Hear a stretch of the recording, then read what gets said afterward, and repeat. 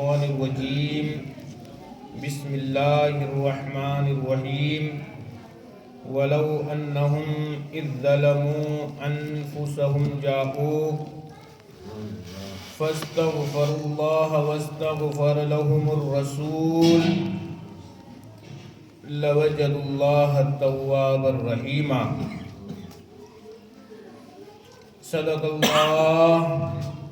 صدق اللہ مولانا العظیم وصدق رسوله النبی الامین المتین الکریم ونحن على ذلك لمن الشاہدین والشاکرین والحمد للہ رب العالمین۔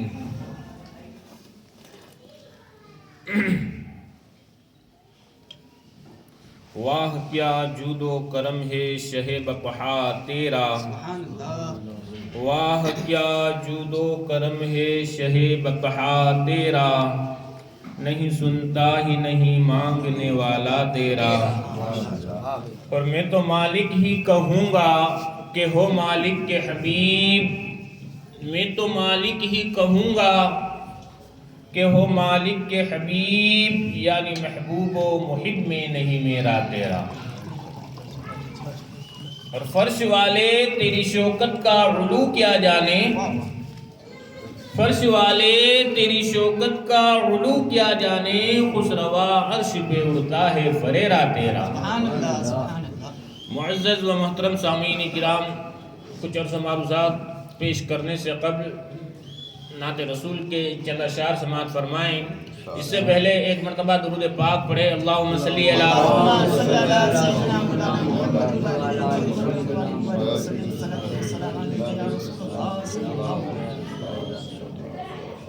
سارے نبیوں کے عہدے بڑے ہیں،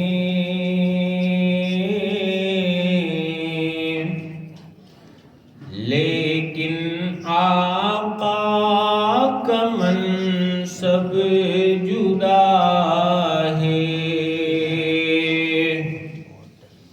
وہ امام صف انبیاء ہے،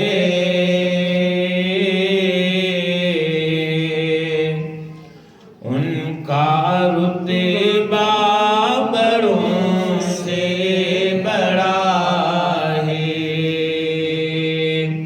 سارے نبیوں کے عہدے بڑے ہیں، لیکن آقا کا منصب جدا ہے، وہ امام صف انبیاء ہے، ان کا رتبہ بڑوں سے بڑا ہے، کوئی لفظوں میں کیسے بتائے،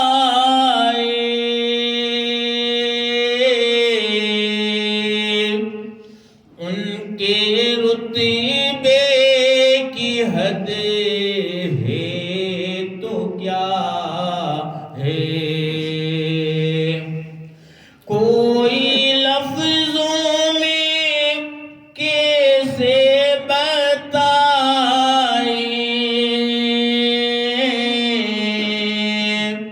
ان کے رتبے کی حد ہے تو کیا ہے۔ ہم نے اپنے بڑوں سے سنا ہے، صرف اللہ ان سے بڑا ہے، ہم نے اپنے بڑوں سے سنا ہے، صرف اللہ ان سے بڑا ہے۔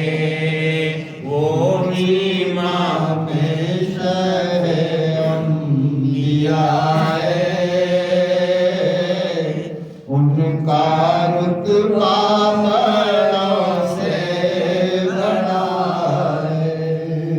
نام جنت کا تم نے سنا ہے،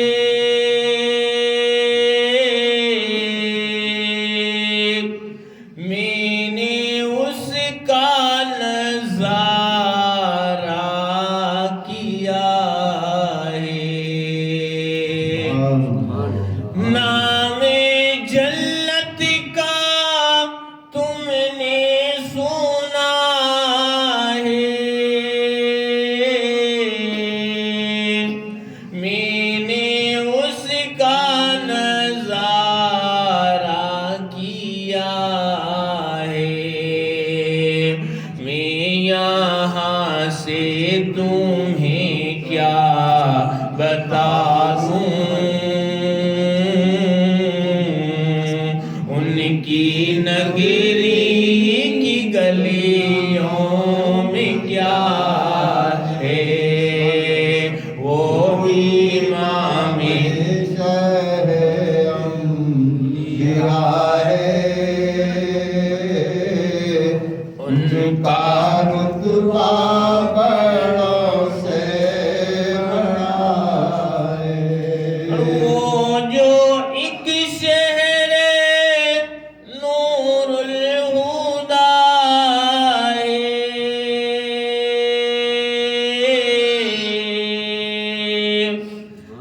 جلوگاہوں کا ایک سلسلہ ہے۔ وہ جو ایک شہر نور الہدا ہے، جلوگاہوں کا ایک سلسلہ ہے، جس کی ہر صبح شمس و ضحیٰ ہے، جس کی ہر شام بدر و دجا ہے، وہ امام شہر انبیاء ہے، ان کا رتبہ بڑوں سے بڑا ہے۔ اور مستقل ان کی چوکھٹ عطا ہو،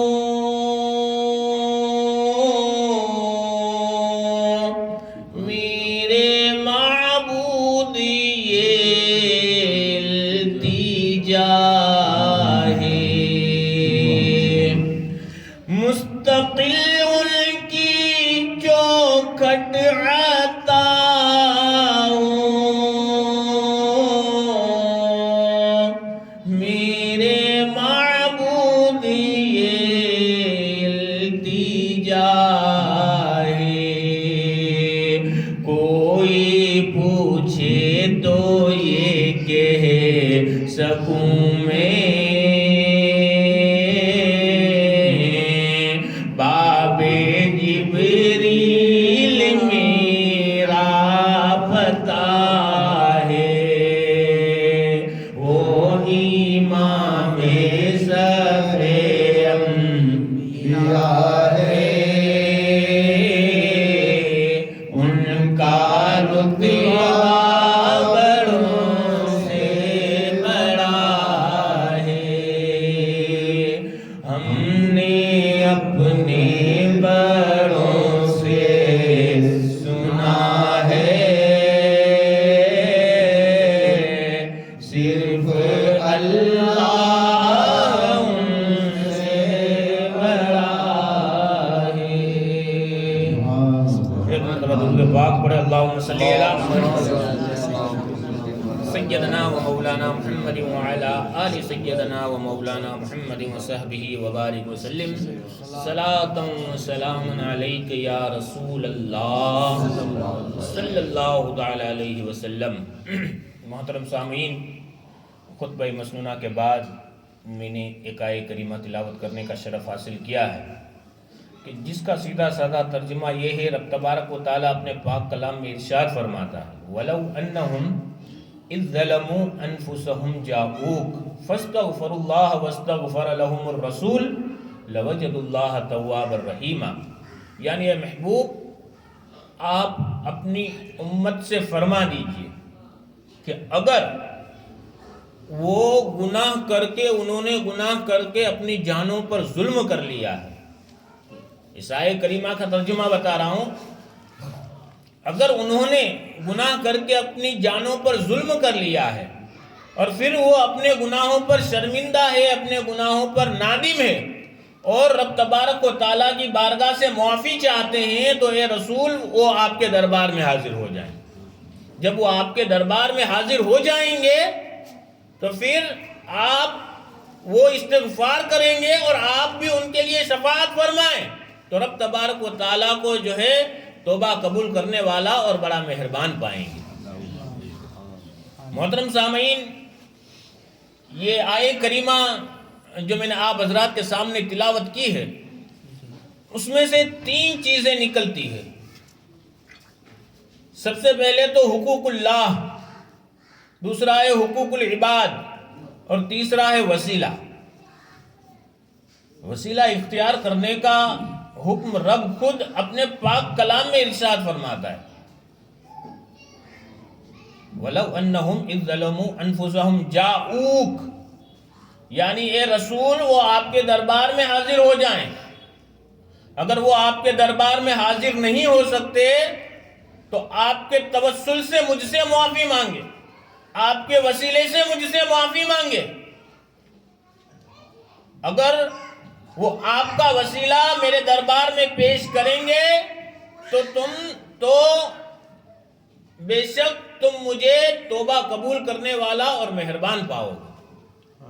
یہ رب تبارک و تعالیٰ اپنے پاک کلام میں ارشاد فرماتا ہے۔ کس چیز کا؟ رسول اللہ صلی اللہ تعالیٰ علیہ وسلم کے دربار میں وسیلہ پیش کرنے کا، وسیلہ حاصل کرنے کا، رسول اللہ صلی اللہ تعالیٰ علیہ وسلم کا وسیلہ حاصل کرنے کا۔ رسول اللہ اور رسول اللہ کے جتنے بھی محبوبین ہیں، رسول اللہ کے جتنے بھی پیروکار ہیں، جتنے بھی اللہ کے اولیاء ہیں، جتنے بھی صحابہ ہیں، جتنے بھی انبیاء ہیں، صحابہ ہیں، تابعین ہیں، تبع تابعین ہیں، جتنے بھی اللہ والے ہیں، اس کا وسیلہ اختیار کرو۔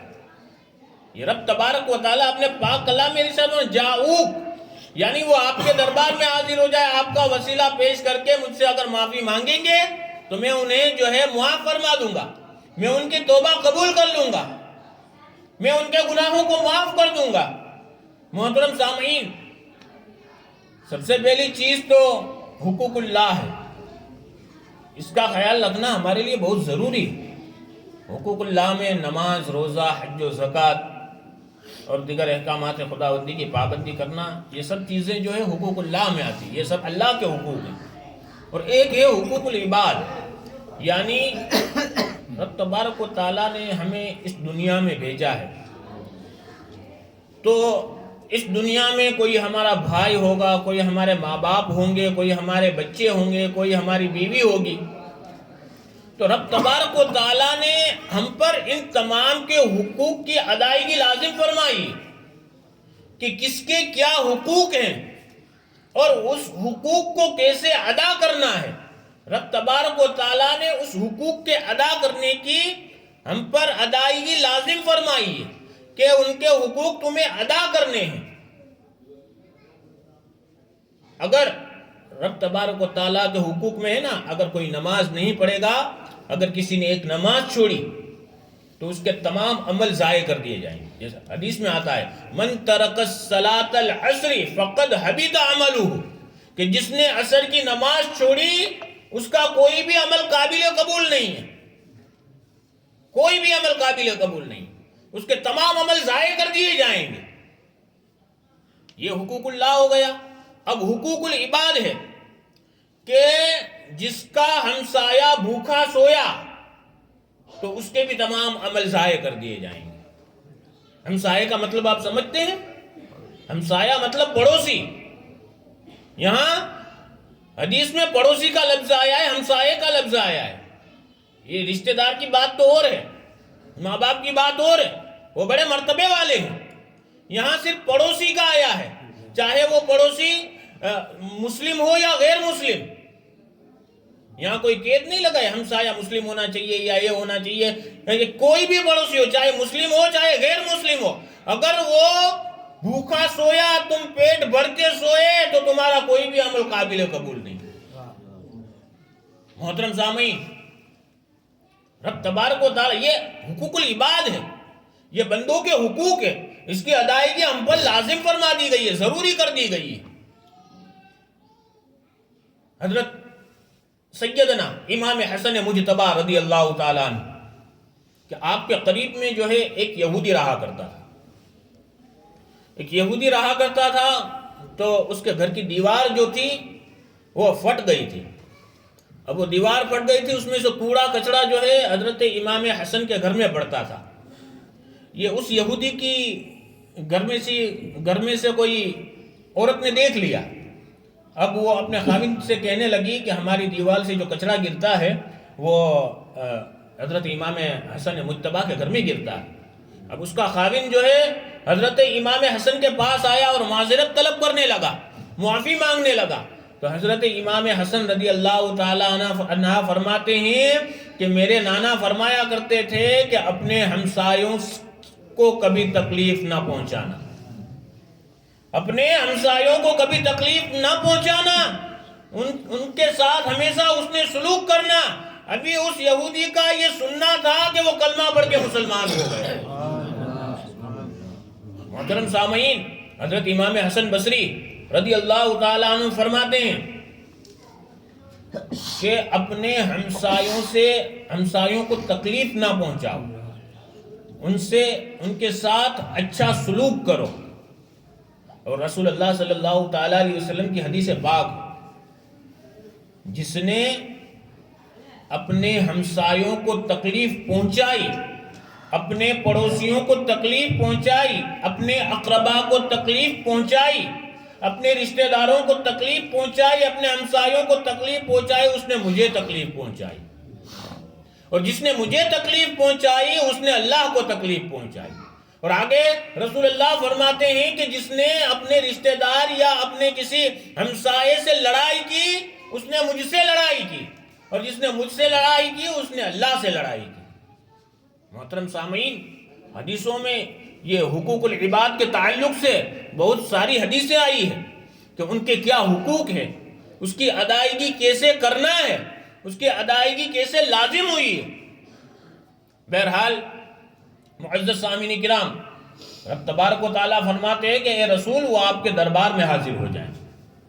اگر ہم سے کوئی گناہ ہو جائے اور ہم اس گناہ کو کر کے ہم نادم ہوں، ہم شرمندہ ہوں،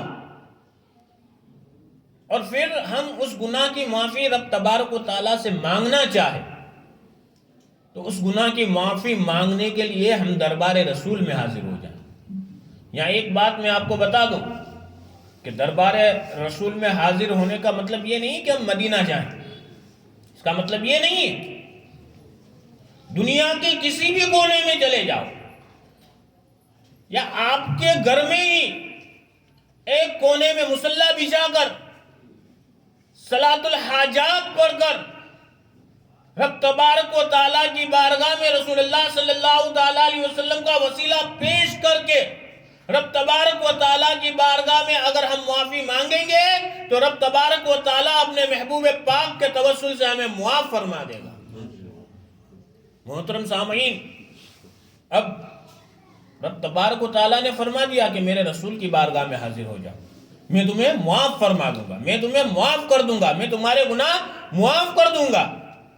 اب ہمیں کیا حکم ملا قرآن سے کہ ہم دربار رسول میں حاضر ہوں، اور رسول کو یہ حکم دیا رب تبارک و تعالیٰ نے کہ تمہارے پاس جو منگتے آئیں، جو سوالی آئے، جو مصیبت زدہ آئے، آپ ان کی جولیاں گوہر مراد سے بھرا کریں. رسول اللہ صلی اللہ تعالیٰ علیہ وسلم نے فرمایا نا کہ رب تبارک و تعالیٰ نے مجھے تمام جہانوں کی کنجیاں عطا کر دی. تمام جہانوں کے خزانوں کی کنجیاں عطا کر دی گئی واللہ یعطی وانا قاسم، رب تبارک و تعالی عطا فرماتا ہے اور میں بانٹنے والا ہوں۔ محترم سامعین، ہمیں دربار رسول میں حاضر ہونے کا حکم ملا۔ اگر ہم سے کوئی غلطی ہو گئی ہو، صحابہ کرام رضوان اللہ تعالی علیہم اجمعین کی زندگی کا اگر ہم مطالعہ کریں تو ہمیں یہ پتہ چلتا ہے، ہمیں یہ معلوم ہوتا ہے کہ وہ صحابہ ہر وقت ہما وقت جو ہے جب بھی کوئی مشکل انہیں پیش آتی، جب بھی کوئی تکلیف پیش آتی تو وہ مشکل کشا نبی صلی اللہ تعالی علیہ وسلم کی بارگاہ میں حاضر ہو جایا کرتے تھے۔ محترم سامعین، ایک حدیث پاک ہے حضرت سیدنا ابو ہریرہ جس کے راوی ہیں، آپ فرماتے ہیں کہ ایک مرتبہ جو ہے ہم رسول اللہ صلی اللہ تعالی علیہ وسلم کے دربار میں بیٹھے ہوئے تھے کہ ایک شخص دوڑتا ہوا آیا اور کہنے لگا ہلک تو، میں ہلاک ہو گیا۔ اب بڑی محفل رسول اللہ صلی اللہ تعالی علیہ وسلم کا اس ٹائم جو دربار لگتا تھا، اس میں کئی صحابہ آیا کرتے تھے، کئی لوگ آیا کرتے تھے، قرب و جوار سے بھی لوگ آیا کرتے تھے، مدینہ کے لوگ بھی رہتے تھے۔ اب وہ شخص آیا اور کہنے لگا میں ہلاک ہو گیا۔ رسول اللہ صلی اللہ تعالیٰ علیہ وسلم نے اس سے فرمایا کہ تجھے کیا ہو گیا کہ تو ہلاک ہو گیا؟ تو اس نے عرض کی یا رسول اللہ صلی اللہ تعالیٰ علیہ وسلم میں اس لیے ہلاک ہو گیا کہ میں نے روزہ توڑ دیا ہے، میں نے روزے کی حالت میں اپنی بیوی سے جو ہے صحبت کر لی، میں نے روزہ توڑ دیا اس لیے میں ہلاک ہو گیا۔ تو رسول اللہ صلی اللہ تعالیٰ علیہ وسلم نے فرمایا کیا تو مسلسل 60 روزے رکھ سکتا ہے؟ اس نے عرض کی یا رسول اللہ صلی اللہ تعالیٰ علیہ وسلم یہ مجھ سے نہیں ہوگا، میں یہ نہیں کر سکتا۔ پھر رسول اللہ صلی اللہ تعالیٰ علیہ وسلم نے فرمایا کیا تم 60 مسکینوں کو کھانا کھلا سکتا ہے؟ اس نے عرض کی یا رسول اللہ صلی اللہ تعالیٰ علیہ وسلم میں یہ بھی نہیں کر سکتا، میں غریب ہوں۔ پھر ایک تیسرا سوال فرمایا، اس کے بعد رسول اللہ صلی اللہ تعالیٰ علیہ وسلم نے فرمایا کہ بیٹھ جا۔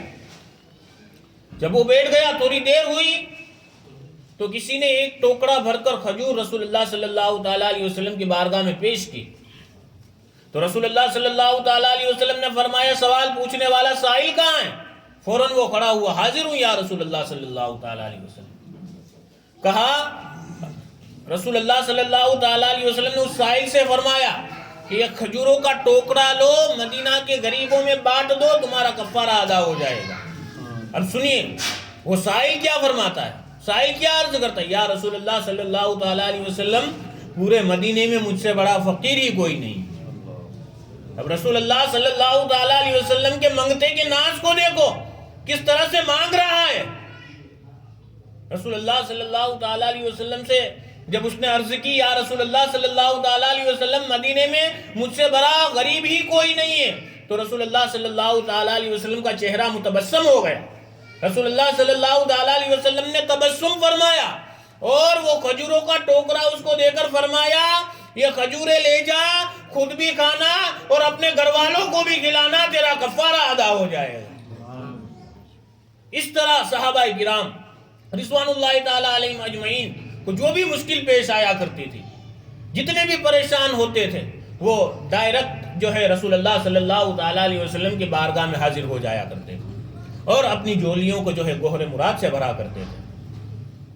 ایک اور صحابی رسول صلی اللہ تعالیٰ علیہ وسلم کا ایک واقعہ یاد آ رہا ہے کہ جنگ احد میں ایک صحابی جن کا نام حضرت قتادہ رضی اللہ تعالیٰ عنہ تھا، جنگ احد میں لڑتے لڑتے ان کی آنکھ میں ایک تیر لگا، ان کی آنکھ میں ایک تیر لگا، تو تیر لگنے کی وجہ سے ان کی آنکھ باہر نکل آئی، آنکھ باہر نکل آئی۔ اب وہ صحابی رسول تھے، انہیں پتا تھا اس کا علاج کہاں ہے۔ اب وہ اپنی آنکھ کو اپنی ہتھیلی میں لے کر دربار رسول صلی اللہ تعالیٰ علیہ وسلم میں حاضر ہو گئے۔ یا رسول اللہ صلی اللہ تعالیٰ علیہ وسلم تیر لگنے کی وجہ سے جو ہے میری آنکھ نکل آئی، آپ اسے صحیح فرما لیں۔ رسول اللہ صلی اللہ تعالیٰ علیہ وسلم نے فرمایا قتادہ اگر صبر کرو تو تمہارے لیے جنت ہے، اگر صبر کرو تو تمہارے لیے جنت ہے۔ حضرت قتادہ فرماتے ہیں یا رسول اللہ صلی اللہ تعالیٰ علیہ وسلم آنکھ میری طلب پر عطا فرما دیجئے اور جنت اپنی طرف سے عطا فرما دیجئے۔ تو رسول اللہ صلی اللہ تعالیٰ علیہ وسلم نے اس آنکھ پر اپنا لعاب دہن ڈالا، اپنا تھوک لگایا، تھوک لگانے کے بعد اپنی ہتھیلی کو حضرت قتادہ کی آنکھ میں ڈھک دیا۔ ڈھکنے کے بعد پھر حضرت حضور صلی اللہ تعالیٰ علیہ وسلم نے اپنا ہاتھ نکالا، آنکھ پہلے جیسے ٹھیک ہو گئی، اور حضرت قتادہ فرماتے ہیں اس آنکھ سے مجھے پہلے جتنا دکھتا تھا اس سے زیادہ میری روشنی ہو گئی۔ یہ رسول اللہ صلی اللہ تعالیٰ علیہ وسلم کہ جب بھی آپ کے کسی بھی صحابی کو کوئی بھی تکلیف، کوئی بھی رنج، کوئی بھی غم، کوئی بھی مشکل پیش آیا کرتی تھی تو جو ہے آپ کے صحابہ کرام رضوان اللہ تعالیٰ علیہ اجمعین آپ کے دربار میں حاضر ہو جایا کرتے تھے۔ تو کہنے کا مطلب یہ ہے اس آیہ کریمہ میں رب تبارک و تعالیٰ فرماتے ہیں کہ اے میرے نبی کے امتیوں، اگر تم سے کوئی گناہ ہو جائے، گناہ کر کے تم اپنی جانوں پر ظلم کر لو اور پھر اس گناہوں پر تمہیں شرمندگی محسوس ہو، تم اس گناہ کو برا جانو، تم نادم ہو اس گناہ پر اور پھر میری بارگاہ میں معافی مانگنا چاہو تو رسول کے دربار میں حاضر ہو جاؤ۔ یہ اللہ فرماتا ہے رسول کے دربار میں حاضر ہو جاؤ گے اور مجھ سے معافی مانگو گے تو میں تمہیں معاف فرما دوں۔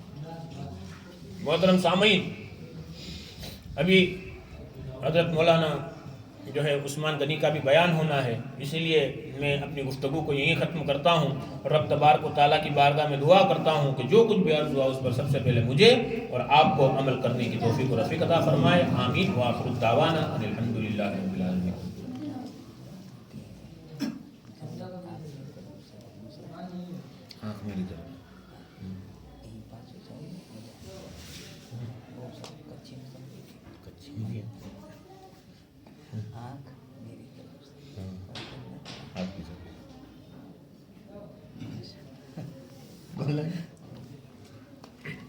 یہ حدیث رسول جو میں نے ابھی آپ کو سنائی جنگ احد والی، یہ حضرت کو بڑی پسند آئی، حضرت نے ریپیٹ کرنے کو کہا ہے۔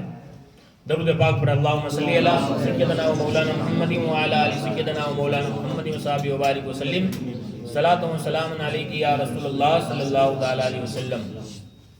تو محترم سامعین، یہ صحابہ کرام رضوان اللہ تعالیٰ علیہ اجمعین کو جب بھی کوئی مصیبت پیش آتی، جب بھی کوئی مشکل پیش آتی تو مشکل کشا نبی کی دربار میں حاضر ہو جایا کرتے۔ حضرت قتادہ رضی اللہ تعالیٰ عنہ جو ایک صحابی رسول ہیں کہ جنہیں جنگ احد میں جو ہے تیر لگنے کی وجہ سے ان کی ایک آنکھ نکل گئی، اب ان کی آنکھ نکل گئی تو مشکل کشا نبی کے دربار میں حاضر ہوئے، اور دربار میں حاضر ہو کر عرض کرنے لگے یا رسول اللہ صلی اللہ تعالیٰ علیہ وسلم میری آنکھ نکل گئی، یا رسول اللہ صلی اللہ تعالیٰ علیہ وسلم اسے شفا فرمائے۔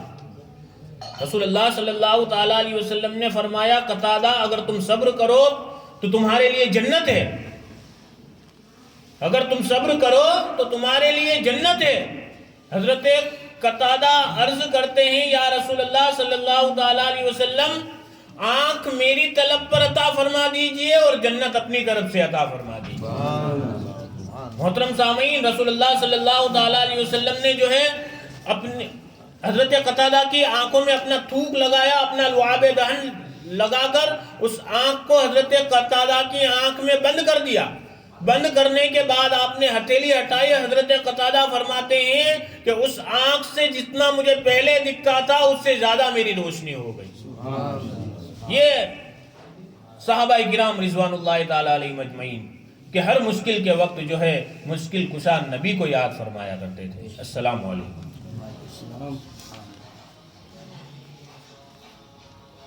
ہاں جی، بولے بڑا